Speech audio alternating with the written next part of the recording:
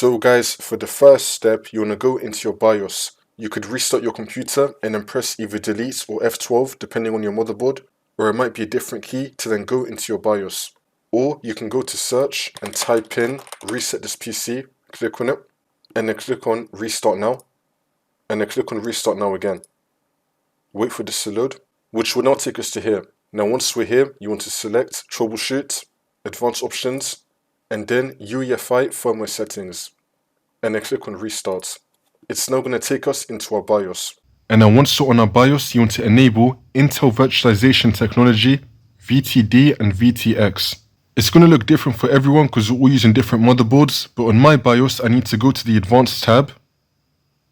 And right here it says Intel virtualization technology. I have it enabled, and I have VT-D enabled as well. And if you also have VT-X, you want to enable that as well. Once you enable all of that, we're now going to save and exit.